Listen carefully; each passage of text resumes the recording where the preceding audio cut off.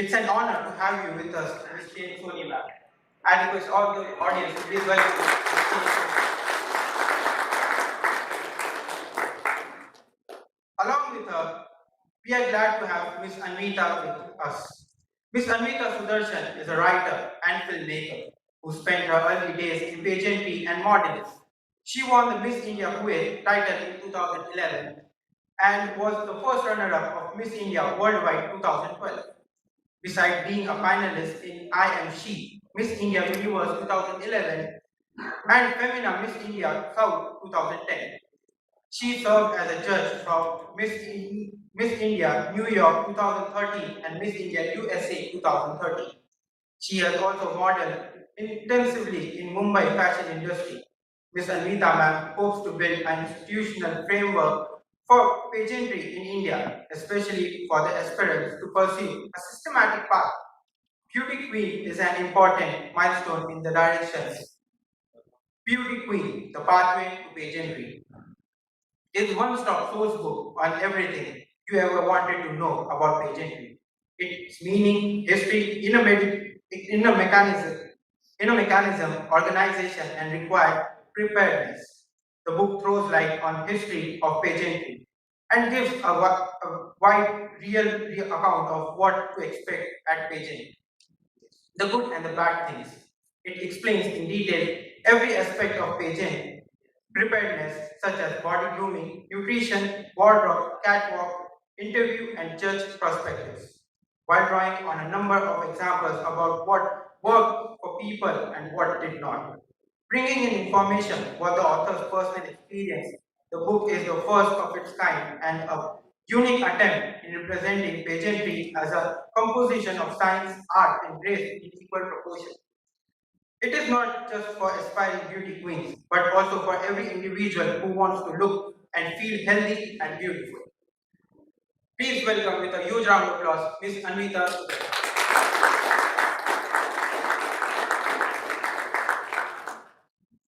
And this conversation would be getting more insightful as we have a very dynamic individual, Ms. Monica Bhagwakar, with us, who would be our moderator for today's session. Ms. Monica Bhagwakar is a social media entrepreneur and owner of design paper company, which is Paperish. And I once again welcome all the dignitaries. Also, before moving ahead, I would like to take a moment to acknowledge the support of Amaryllis Manjul Communication, as their association is valuable for OCLF. Now, my dear audience, you are about to experience a conversation between amazing individuals. So, without skipping a moment, I humbly invite Ms. Monica Bhagwakar to lead us ahead. Ma'am, stage is all yours. I just have a question. You will tell me when our time is getting up. Soon after this, I have another session to moderate. Yeah, but we were supposed to start at 11, so we're starting at 11:15. So they can wait 15 minutes there. They will wait. Okay.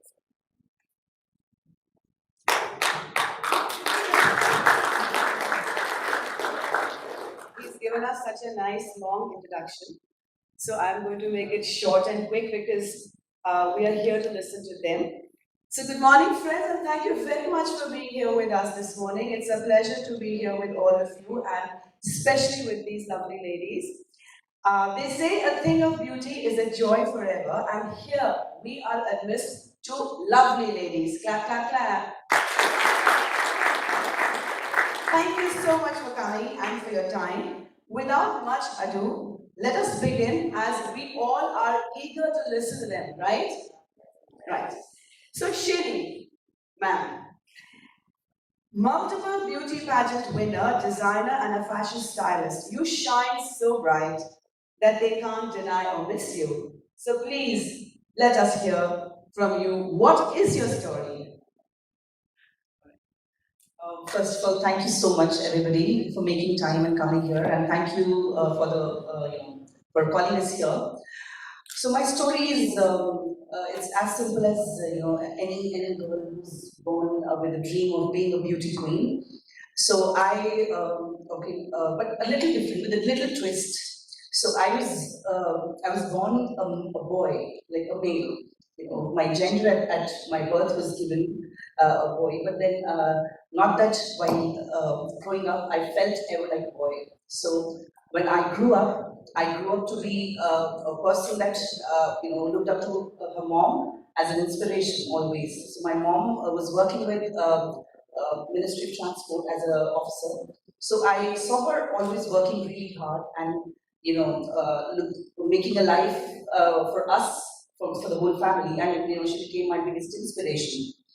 And with the time, I realized that, not I realized, people made me realize, they kept hammering it in my head that, okay, you are not supposed to behave in a certain way because, you are a boy or you are, born like that. So what was that, if I may ask? What Behave in a certain way. but behave like being a little effeminate or having a body language of opposite sex. Right. So, but I denied at that age also that okay, this is something that I would not accept, and it is my life, and I will go by what I feel from within me. How old were you? I was about 11, 12 years old that time. Yeah, because no, the feeling I started having, see, as a child, I didn't know what was the difference between both. What is a male and what is a female? Because we all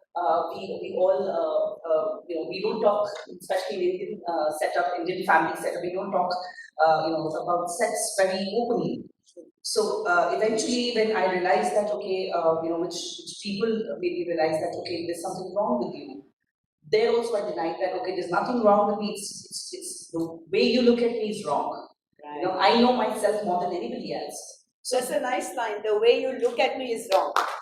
So eventually, I went ahead and I led my life the way I wanted. And I've always been very inspired by the beauty pageants since a very tender age. Because I remember in 1994 when Smita Sen and Aishwarya Rai won their respective international pageants. That's when I think pageants got really glorified in India.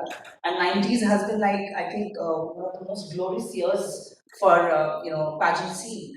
And eventually, when I went to NIFT, it gave me a wider perspective of fashion industry, and it gave me a better vision on how people look at pageants also. Because we had a lot of Miss Indias from our college.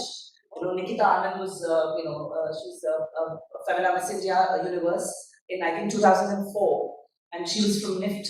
So we always had this pageant going on around the college, and in fact, I went ahead and I participated in a lot of pageants which were used to happen, in the college premises.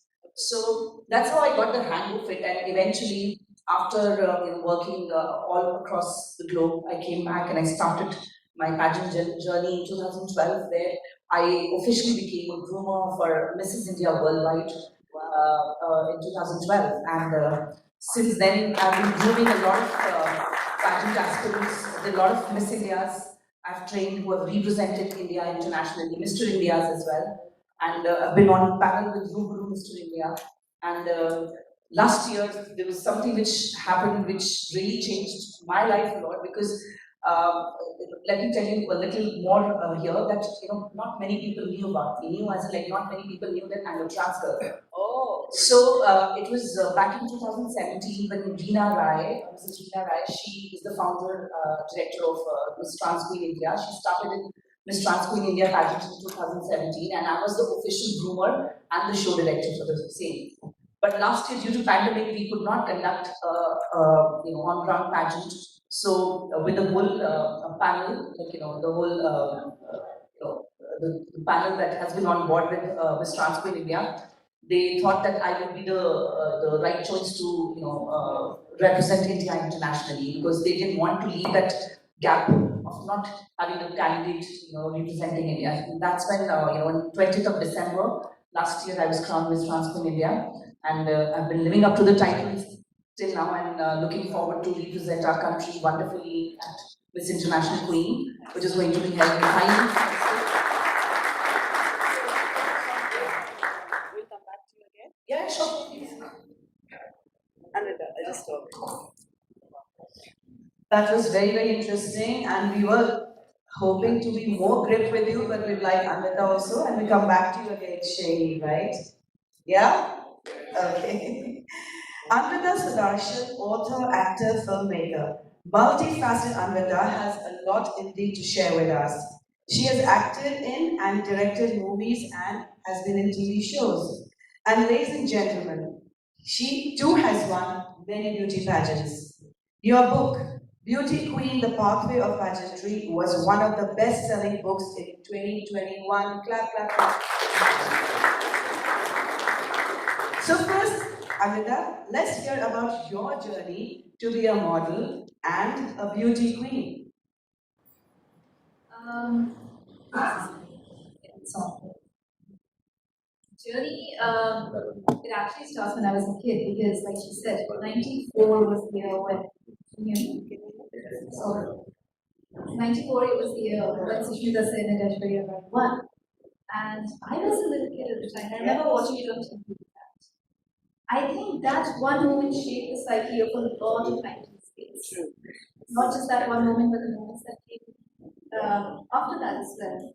With Diana Keaton, and Yes, yes.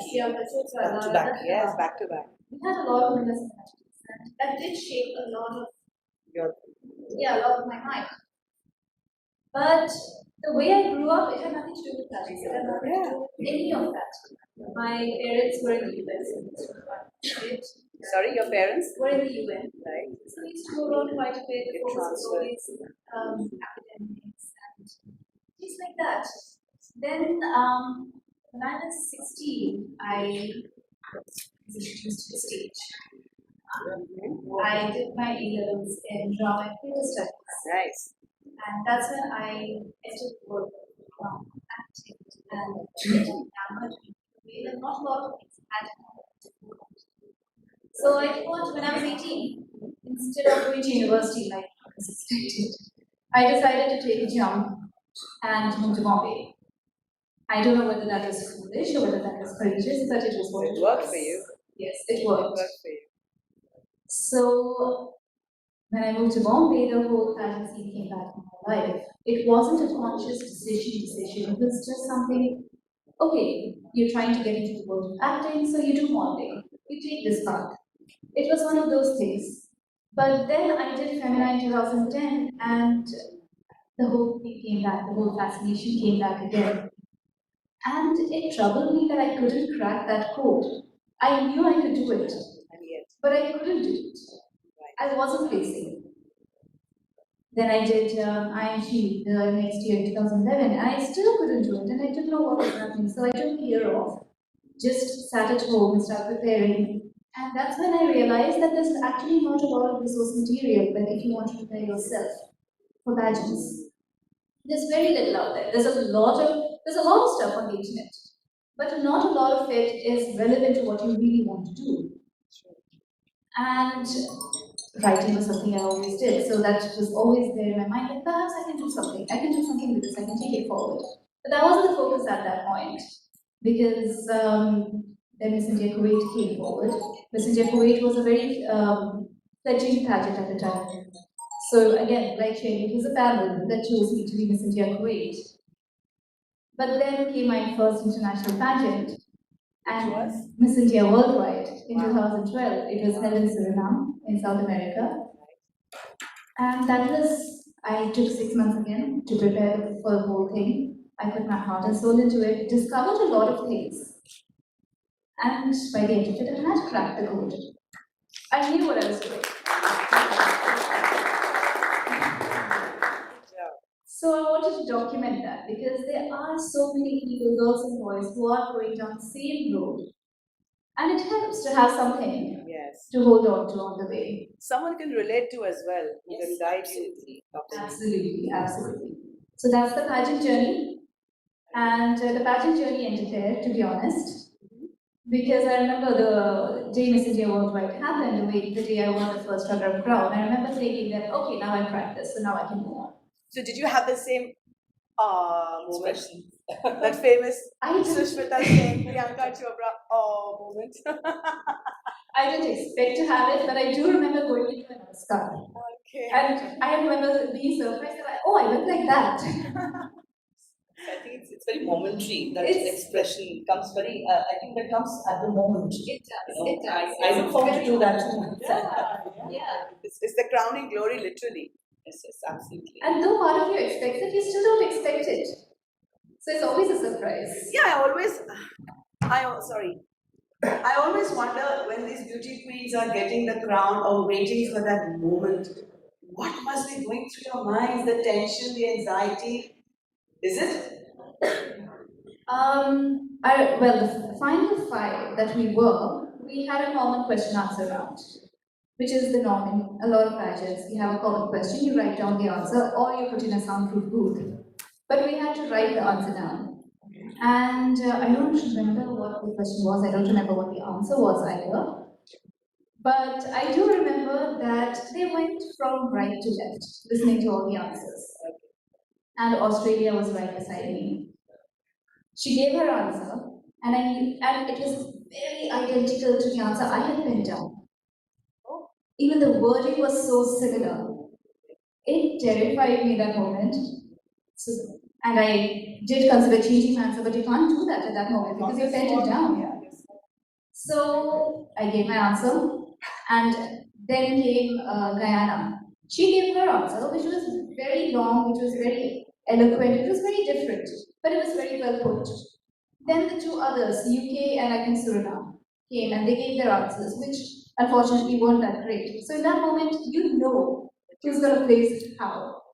You knew that, okay, Guyana is going to win, and Australia and I are going to be runners up. We don't know in which order, but because of similarity of answer, you know it's going to happen that way. So I have a common question. I think a lot of youngsters so was I. They're always awestruck by the glamour world, right?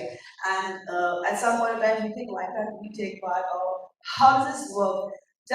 I know that you need a mentor to guide you. What are the financial implications? A lot of money must be going in grooming you, training you, your outfits. The outfits are so expensive. So what happens? You all get sponsored? I would say yes, definitely there is a lot that goes in, the whole preparation process. But you need to be smart. I think more than anything, one needs to be smart and know, and you need to be resourceful. I think that is a part of the training process where you should know how to pull out the right things that you want. Of course, the wardrobe is something which really matters a lot because I think wardrobe is something that reflects a lot about your personality, tells a lot about who you are as a person. So for that, you need to be very smart in terms of getting sponsored because there are designers, there are people who are ready to support you, and especially when you are going internationally to represent your country. You get a whole list of things that you need to carry with you. So makeup, your kind of hair you're going to do, the kind of accessories, everything that you carry with you. But you need to be very smart in getting all these things together. See, everything should not be off brands. People usually get very conscious about, okay, the other girls might be wearing they might be wearing these famous designers and all. You should know that whatever you're wearing, you're doing the best to it. And this was taught to me at a very early age when I went for my orientation at NIFT. That they told us you should know how to turn garbage into gold. So I've always kept it in my mind. Even if I'm wearing rug, it's my personality that should shine through. See, there are a lot of times we see, there are girls who wear the best of the gowns, but they still can't make it to, top five, or they don't win. And somebody who's wearing something very simple shines through more. It's about your personality at the end of the day. What you wear and what you carry is more to do with your personality.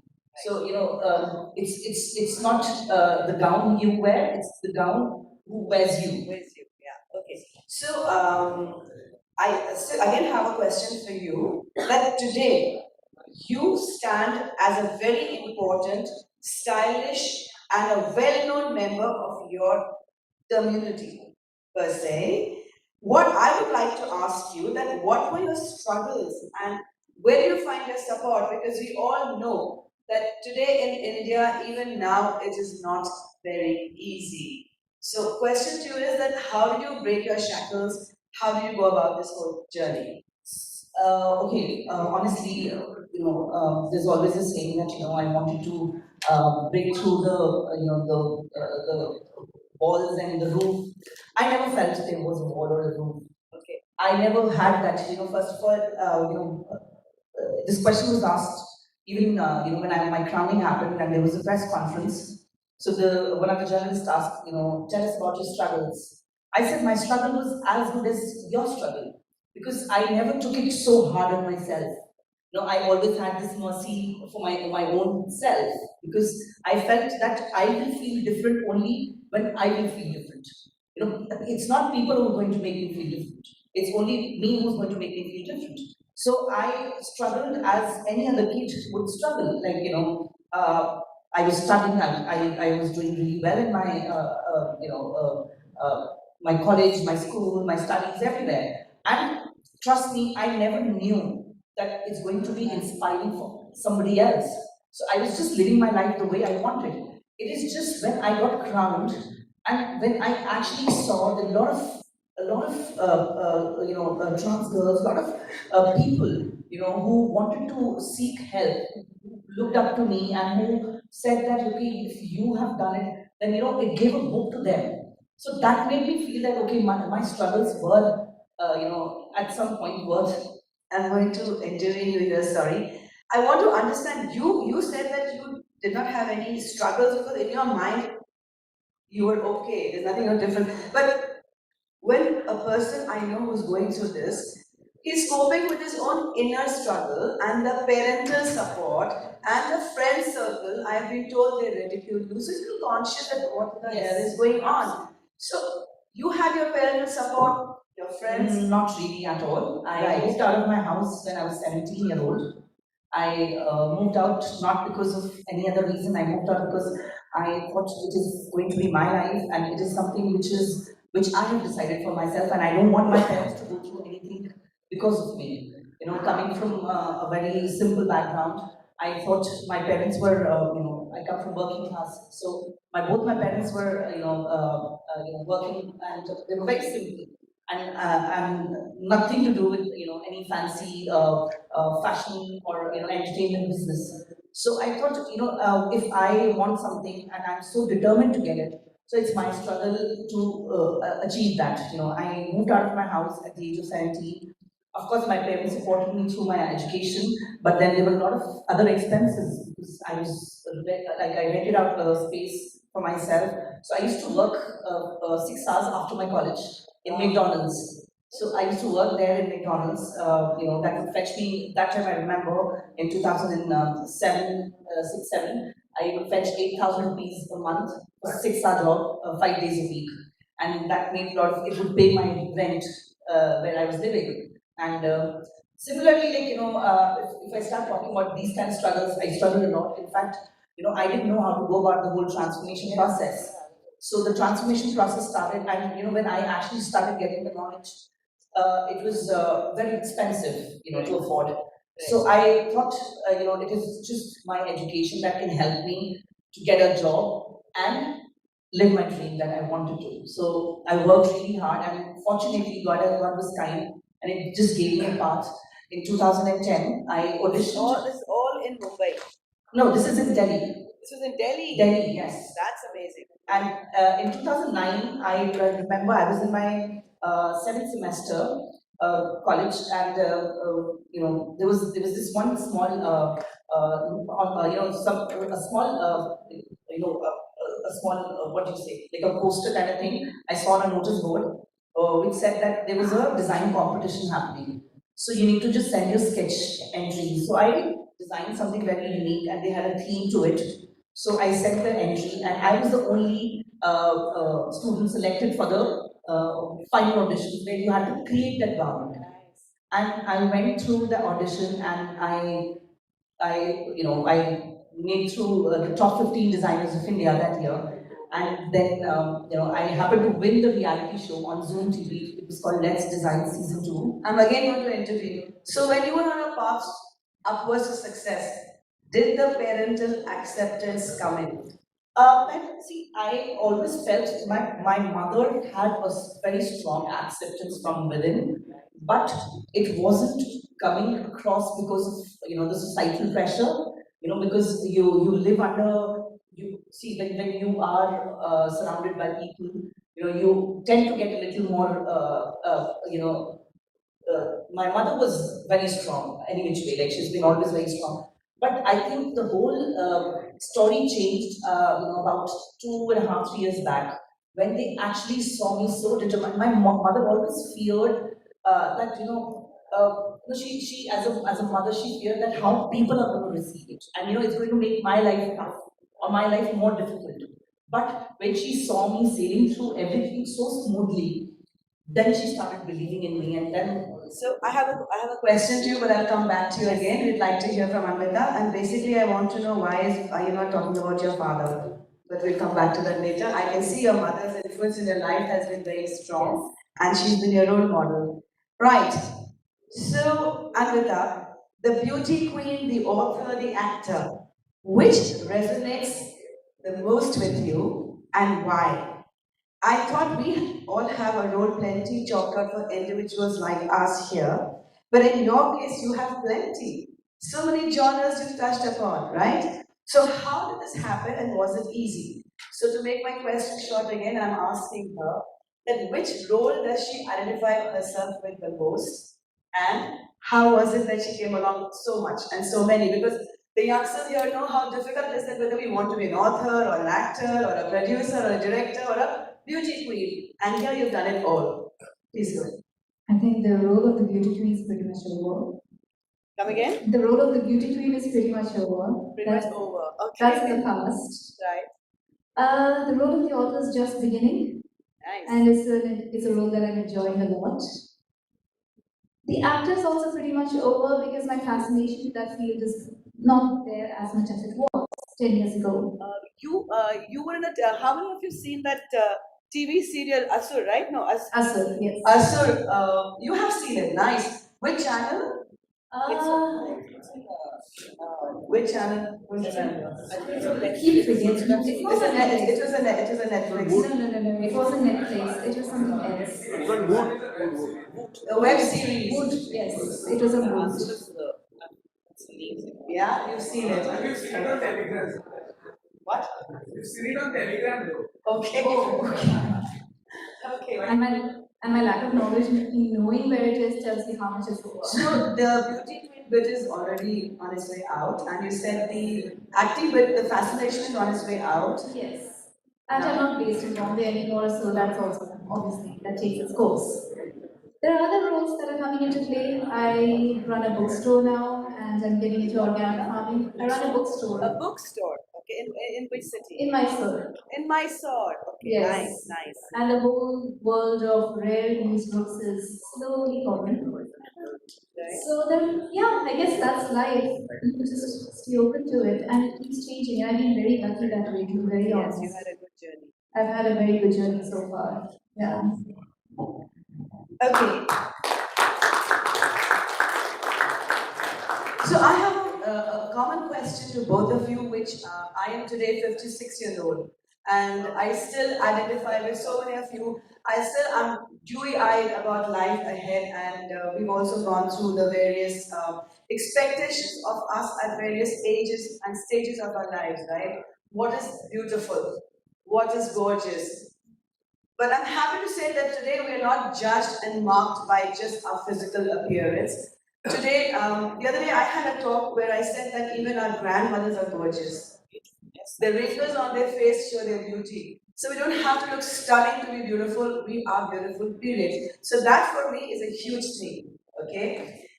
So having said that, my question to you is that what has been the evolution of beauty standards?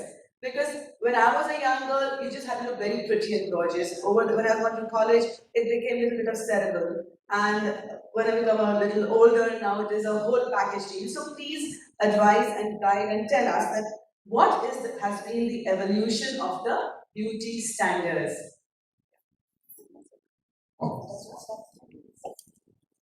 So beauty actually, the way I see it, can be judged on two levels. One is the absolutely biological level, which doesn't change much. We're hardwired to see certain faces as beautiful. We're hardwired to see certain figures as beautiful. That is there in us. That you can't do much about. There are certain symmetrical proportions that we innately find beautiful. But at the same time, there's a huge, we do live in something that we call a civilization. And that does affect how we see things quite a lot. So, looking at the last 50 years, to put it in a tiny nutshell, we've been living in a world that has been increasingly globalized. And we've been kicking and screaming against it for a lot of it. Yes. And that does show in how we perceive beauty. This is one point Shani was making a little while earlier. Miss Universe last year doesn't fit your ideal proportions of beauty standards. Yeah. Her hair, very specifically speaking, everything else does fit, but it's just the hair, to be very honest. Before this, we just talking about Miss Universe, we just had one lady of African descent that I remember about who had won Miss Universe. This was perhaps 2011-12 sometime, who was Leela Lopes. And sorry? Yes, Laila Lopez, sorry about my mispronunciation. And she did fit the Caucasian beauty standards quite a lot. If you go further back in history, in the 60s, you had Miss Philippines, Gloria Diaz. Again, she doesn't look as Filipino as she looks Caucasian. Right, yeah, yeah. That is a trend that we've been seeing, that we're slowly seeing change. And it's weird because in the last 20 years, what I have been noticing is not so much Caucasian as South American. Even when it's That's a good observation. yes, Right. and this is primarily in the last 20 years Right. that I've been seeing it. Even when you have Indian delegates go to international pageants, we're constantly picking contestants, especially in the last 10 years, who look more South American than Indian. Even the physique. Yes. We're going for the South American physiques rather than the Indian physiques. So yes, we are catering to a very stereotypical International beauty standard. beauty standards. But I also see, in a way where we've come a long way where, the typical beauty that you expect out of a beauty queen, or you look at a Miss India or a Miss World or Miss Universe, that has been changing over the years. And, I think one of the biggest revolution in the beauty industry was when in 2012 Miss Universe opened to the trans candidates. Yeah, that is And in 2018, the first trans participant was from Spain, who walked the ramp for the very first time. And I think that becomes, that gives you a huge spectrum to look at when it comes to beauty. And also, I believe that, last couple of years, people have actually started looking beyond. We would always look up to it as a motto, or this always been a saying that we look beyond caste, creed, color, but it actually started happening in past 4 5 years, that you see a huge change where people of color were given importance, people of color were given their rightful place. So I think that evolution of beauty in the whole pageant business has really made a huge impact. right. So, would you like to say something on this, Amita? I just wanted to add to that. In fact, in 2007, Miss Tanzania had a shaved head, and she did make it to the top 10 of Miss Universe. Yeah, so that just says a lot, that how even we are changing intellectually. In fact, this year, if you actually see, Miss World is happening at the moment in Puerto Rico, and Miss South Africa was born. She's bald. She's bald, and but she's beautiful, and she's one of the front runners. So you see the kind of evolution that has happened in beauty. And let me add, I would really want to add here that, when I got the copy of the book that she's written, the first thing that I was in fact mentioning it in the car as well by coming here, the first thing that I opened, the very first topic was the history of pageants. So that book is not only for pageantry, that of course, it is focused on pageant, but today, even if you talk about, you go for a corporate job, or you want to be a doctor, you want to be an engineer, you need to be presentable, I believe. Everywhere you need to know what suits you the best. I think we live in a world which is visual, and visual appeal really, it fascinates people. It gives you a little more edge over others. So I think it is very important to, for me, I think everyone here should at least go through once the book that she's written. Sorry for interrupting, but to relate to them, it's so important. We tell them in college environment that it's so important not just to dress fantastically, but to dress correct and to dress well, because the way I'm looking at you, your body language, your clothes don't have to be branded. It just has to be correct to project an image that you want us to perceive you. Yes, absolutely. See, I always believe that style is something, you communicate without speaking. When you walk into a room, even for your any kind of interview or an audition or anything, I think everybody in their head, they seek something that they want to do, for themselves in life. And for that, you need to be extremely presentable. You need to have, it just gives you a little more, it gives you an edge over others. You stand out of the crowd. So that's very important. So I was just saying that her book, what I really liked about her book was that the very first chapter says about history of pageants. So a lot of people that I have personally groomed, when they come, they're like, ma'am, okay, I always start my session with, you should know what you're getting into. And pageants usually are perceived in a very wrong way. People think, okay, it's only about glamour, it's only about modeling, acting. But I think pageants to me it's a platform that gives you chance to speak, and people will hear you. People will hear you. A lot of things we, as students, as even general, public, there are a lot of thoughts that come across as your mind. There are a lot of things that you keep thinking, but you do not know how to communicate.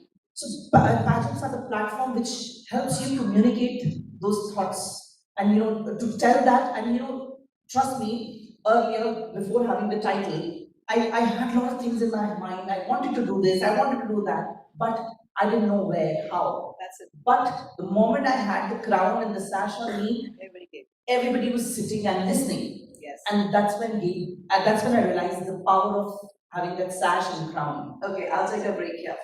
Before I ask the gorgeous ladies a winding question, I would request anybody from the audience, do you have any questions to address to them, please? Feel free, yes, sir. We'll go with the gentleman there. Anyone will give the mic to him? Come, just give the mic to sir, please. Quickly, because we have another, sir, thank you.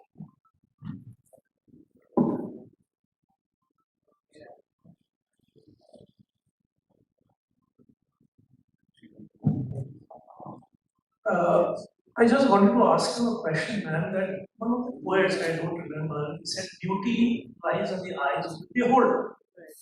Now, since आपको तो और international, can you just tell us something about beauty? What is beauty? How to perceive it? Some thoughts. How to perceive, how to answer this question, but how to perceive it? It was, yeah. That's a very loaded question. It would take about 300 pages to expound on that, to be very honest. But beauty, to a large extent, does lie in the eye of the beholder, but to a large extent also doesn't. There was Darwin had proposed this theory back when he was proposing the theory of evolution, called the theory of aesthetic selection, which basically propounds a very interesting thought that we are hardwired to perceive certain things as beauty, certain proportions of the human body and of the human face as beautiful. This, especially when it comes to the physical characteristics of the body. For example, when it comes to women, you're talking about a waist to hip ratio that we are hardwired to perceive as beautiful. And that is solely to propagate the human race further. So if you're looking at that, I would say, no, it's definitely not in the eyes of the beholder. But at the same time, we are individuals. And we do have very specific preferences about what we like, what we don't like. And to a large extent, that's also conditioned.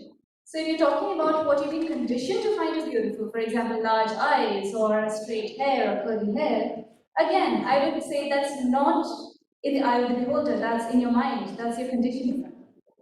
But there is still a level that we do innately as individuals prefer. We do have certain preferences, and that to that extent, yes, beauty is in the eye of the beholder. But that's a very, very small extent, to be very honest. I'd like to add to that also. So I think beauty is what as the statement says, beauty lies in the eyes of the beholder. What you see is beautiful. I believe your eyes. It's you who decides what beautiful is. And to me, what I feel about myself is what I see here. So if I So it's what I reflect is what I get. So I think beauty is, it's as she said, it can be a huge, a set of papers you need to write things on beauty. And this was one of the questions which was asked to Lara Datta at the national competition at Miss India. Like, what is, I think Bahira Rahman, she asked her question, is it difficult to be a beautiful person? And she answered that, I think it's not that difficult to be a beautiful person, because if you believe in the beauty of your dreams and if you're determined to achieve your dreams, I think that in itself makes you the most beautiful person. So I think beauty is something which is very individual, and how you see it and how you perceive it. Right.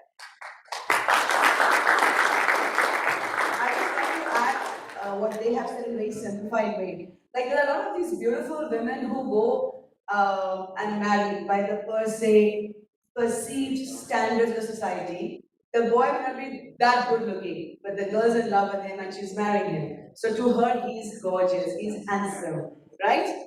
We wonder sometimes, why is this good looking girl marrying a guy who's not that handsome by the society code of definitions? So that's one thing. And second is, sadly, even now, when we go in for an arranged match, then we still look out for the right clicks.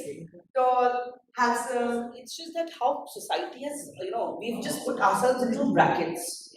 We need to release ourselves. Yes, We need to release these, words and these standards that we've created for ourselves as a society. I think we need to release these things out of Ourselves. ourselves. I think. In short, that has to change. You are Gen X. We need your support, your cooperation, and most of your understanding. In short, when you go to choose a life partner, do not judge him or her by that. Okay? So, Hi Amita, hi Shen. I hope you guys are having a lovely time here in Nagpur. It's lovely to have you. First of all, let me say I think both of your journey have been like really inspiring. I just wanted to ask you, you've both have had your share of pageantry. You both have been winners. You have also been involved in grooming young people to go into the same field. Now, from what I have seen, and I have seen multiple shows like that, talent shows and pageants and stuff like that. I think along with all the grooming, a lot of mental strength goes into it.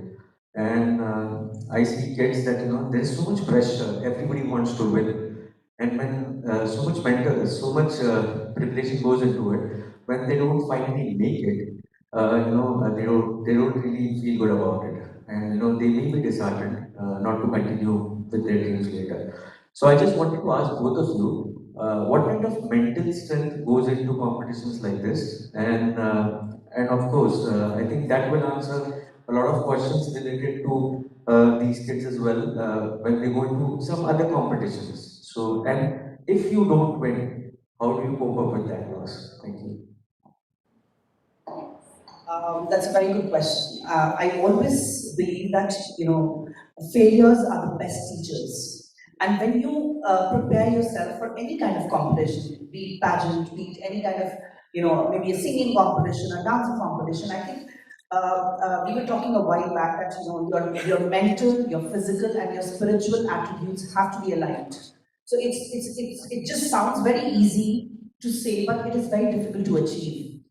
But to failures, I would always say, whenever as a participant, whenever you prepare yourself for any kind of competition, you need to be prepared for any kind of failure. You need to be prepared mentally for any kind of setback. See, I tell you what. To me personally, I believe that there's nobody who lose. Even if you lose in the competition, but understand the very fact that how you enter the competition and how you come out of the competition. You'll see a massive change in yourself, and that in itself is a victory. How you go as a person to a competition and how you come out. So that, I think that one small image of you yourself can really change a lot. And it can help you achieve, if you think that what I was yesterday and now after the competition, what I have become, that journey, if that little journey can change me so much, what if I actually put in a little more to it? And what I get out of it, I think it's going to be more glorious. So I believe always that nobody lose as such. It's just how you look at things, how you perceive. And I think to me, everybody who makes an effort or gives himself or herself a chance to be visible, in whatever field they want to, I think that in itself is a victory. Is that right? Just to add to that, failure is a very important part, to be very honest. When you fail, that's when you look at things and look at what's working, what's not working. That's when you start analyzing, that's when you start thinking. If you don't fail, you will never do that. You just keep riding the wave. And that's not necessarily a bad thing, but it doesn't teach you anything. You don't move, you don't evolve as a person. You don't pay any attention to the person that you are, or the way you think, or anything that you might be doing that might not be working in a certain way that you want it to work in. So failure kind of takes you back, it centers you, it helps you move forward. That's about all that I have to add for that. Okay. I think we will have to wind up very quickly. But before we wind up, just a quick close-up remarks by you, because I just want to know very quickly and very briefly your message as you stand as two very powerful, popular, and important role models for the Gen Next. Very briefly, please, as we are given a lot of time. So just your message. I think my message would be just be yourself, and it is very important to embrace who you are as a person. And you don't have to look of yourself each day, and you just keep adding to it. I think that's my message to the Gen X.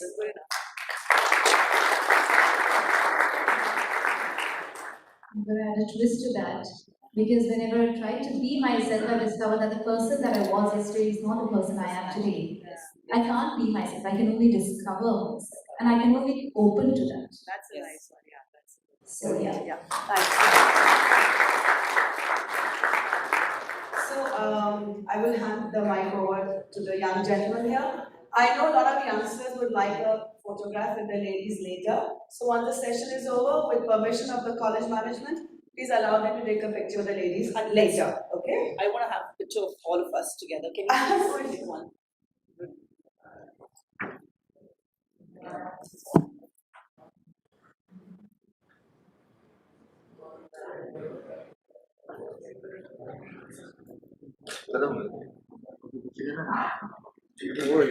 Thank you.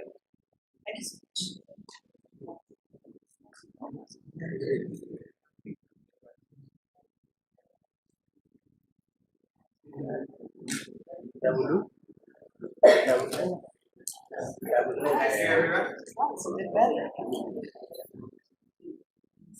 So much to learn.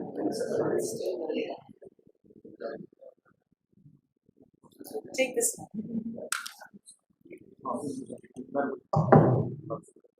Thank you. Thank you once again, everyone. At the outset, I would like to say that thank you, Ms. Shane Soni ma'am, Ms. Amita Sudharshan ma'am, and Ms. Monica Magogar ma'am, for joining us today. We wish we get to hear you all again and be equally enlightened as we are all today. And for all my dear passive audience, I'm sure that after witnessing this conversation, you all are taking home an enriched perspective as I'm doing. Until thank you for joining us today. Until I see you again, this is June Jariwala signing off. Thank you.